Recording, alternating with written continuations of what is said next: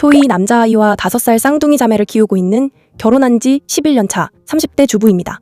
남편은 소개로 만나 6개월 연애하고 결혼했어요. 남편도 저도 연애 경험이 거의 없는 상태로 그냥 결혼할 나이 되고 보니 남들 하는 것처럼 그렇게 결혼하게 됐습니다. 남편은 말수가 적고 조용한 스타일이었지만 첫 아이가 태어나고 아빠로서 역할을 성실히 해온 사람입니다. 아이도 아빠라면 놀다가도 달려갈 만큼 어쩌면 엄마인 저보다 아빠를 더 좋아해요. 큰애가 태어났을 때 몸이 좀 약해서 병원을 자주 가야 했어요. 직장이라면서 아이 돌보는 건 거의 불가능할 정도로요. 양가 부모님은 아이 봐주실 형편이 되질 않아 제가 일을 그만두고 애를 챙겨야 했습니다. 다행히 4살이 지나고 몸이 많이 좋아졌고 예전처럼 병원에 자주 가는 일은 없어 그쯤부터 저도 밖에 나가 일을 하려고 생각했었고요. 남편은 중견기업에 다니고 있지만 경제적으로 넉넉한 편은 아니라서 아이 어린이집을 보내고 직장을 알아보고 있었는데 생각처럼 일자리 구하기 쉽지 않더군요. 여러 곳에 지원해도 오라는 연락이 없더라고요. 그때 생각지 못하게 둘째 쌍둥이가 찾아왔습니다. 결국 취업은 미룰 수밖에 없었죠. 남편은 둘째 임신 소식에 좋아했지만 쌍둥이라는 사실을 알고 조금 놀라는 눈치였습니다. 하나에서 갑자기 셋으로 늘어나니 여러모로 복잡한 마음이 들었나 보더라고요. 저 역시 취업을 생각하던 차에 생긴 아이라서 찾아온 아이가 감사하긴 하면서도 한편으론 걱정도 됐습니다. 저의 이런 마음을 알았는지 남편은 열심히 더 벌어야겠네 하면서 쌍둥이 임신해서 체력적으로 힘들 테니 몸 생각하면서 태교에 힘쓰라는 말로 덜 위로해줬죠. 쌍둥이들을 낳고 나서도 남편과는 큰 문제가 없었습니다. 일찍 퇴근해서 큰아이 챙기고 저랑 같이 쌍둥이 케어하고 남편도 많이 힘들었을 겁니다. 회사 일하고 들어와 쉬지도 못하고 아이들 돌보는 게 쉬운 일은 아니니까요. 그런 남편이 늘 고마웠습니다. 쌍둥이 2돌이 지났을 무렵부터 남편 회사가 많이 바빠졌습니다. 야근하는 날도 많았고 출장을 가야 하는 일도 많아졌어요. 큰애는 말귀가 통하는 나이고 쌍둥이들도 어린이집을 보내기로 했었기에 크게 힘들다는 생각은 안 했습니다. 남편 도움 없이도 그럭저럭 할만했고요. 회사에서 팀장으로 승진하면서 업무량이 늘었다며 주말에도 출근하는 일이 많아졌죠. 쉬는 날도 없이 일하는 게 안쓰러워 집에서 저녁을 먹는 날에는 보양식 같은 걸 해주기도 했습니다. 주말 출근, 야근, 잦은 출장에 큰애가 아빠랑 놀고 싶은데 못 놀아 슬프다더군요. 그래서 남편에게 얘기했습니다.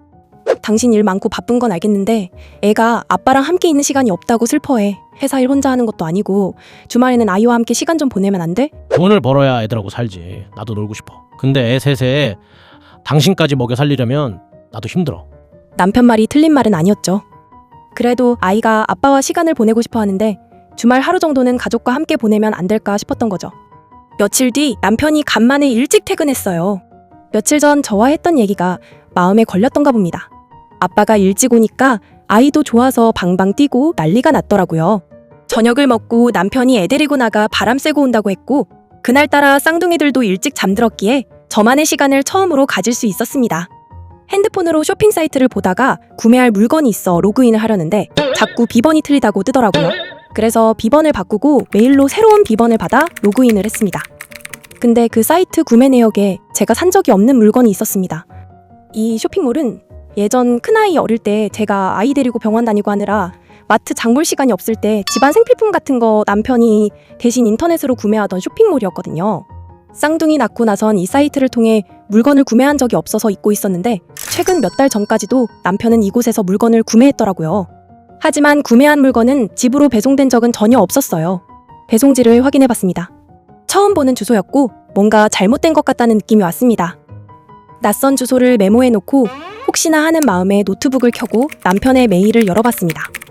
남편은 메모나 정리할 것들을 항상 본인 메일에다 보내놓는 버릇이 있거든요. 그렇게 하는 게 나중에 찾아보기에도 편하다고 결혼 전부터 해왔던 남편의 습관이죠. 남편의 메일 주소는 알지만 비번을 몰라 고민하던 중 혹시나 공인인증서 비번과 같은 건 아닐까 싶어 입력했는데 메일이 열렸습니다. 남편이 본인에게 보낸 여러 메모들을 보는데 특별한 건 없었습니다. 그러다 받은 메일함에 상담이라는 폴더가 있어 열어봤다가 너무 놀라고 말았습니다. 남편이 어떤 변호사와 상담을 주고받은 메일이었는데 그 내용이 너무 충격적이었어요. 남편이 이혼 상담을 했더군요. 아내와는 아무런 정이 없고 아이들도 보기 지친다는 내용이었고 지금 상황에서 아내와 이혼할 수 있는 방법이 뭐가 있을지 묻고 있었습니다. 변호사가 이혼을 원하는 구체적인 이유가 뭔지 물었는데 다른 여자를 만나고 있고 더 이상 가정생활은 유지하고 싶지 않다는 내용이었습니다. 남편은 바람을 피고 있었습니다.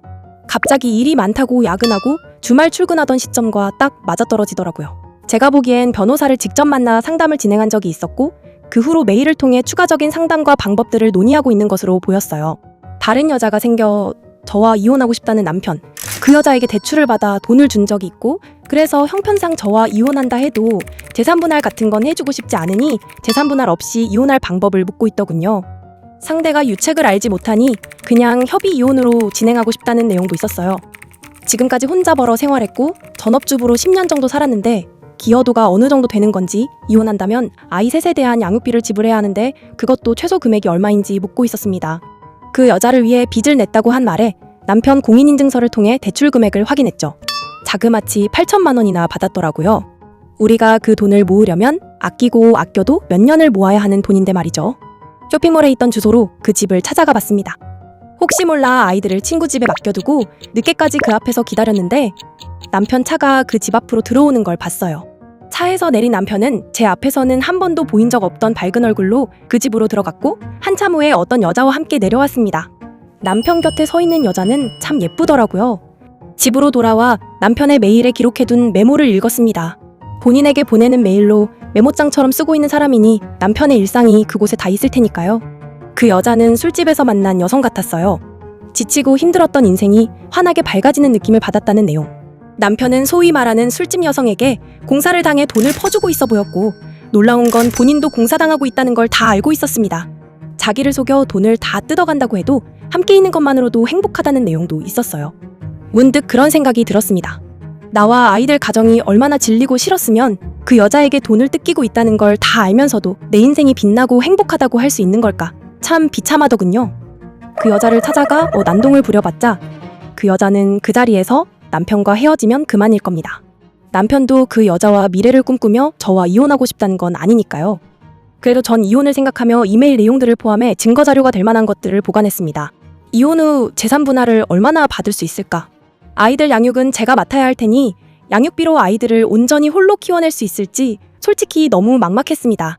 남편이 집에 와 아이들과 놀고 있는 모습, 행복해하는 아이들을 보며 눈물이 났습니다. 재산 분할이 제대로 이뤄지고 위자료 양육비를 받게 된다고 해도 아이들에게서 아빠 자리를 잃게 하는 것이니 살면서 아이들에게 큰 상처가 될까봐 겁도 났어요.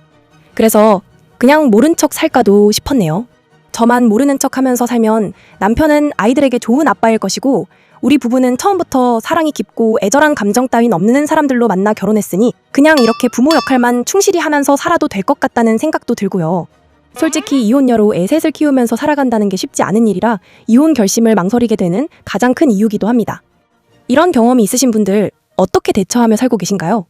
바람을 알면서도 아이들을 위해 눈 감고 사는 거 모두 멍청한 짓이라고 할 텐데 그걸 알면서도 용기가 없어 아이들 핑계로 이렇게 망설이고 있는 건지 잘 모르겠어요. 남편과 어떻게 할지 결정도 못하고 한숨만 쉬고 있는 바보 같은 제 모습이 참 한심합니다.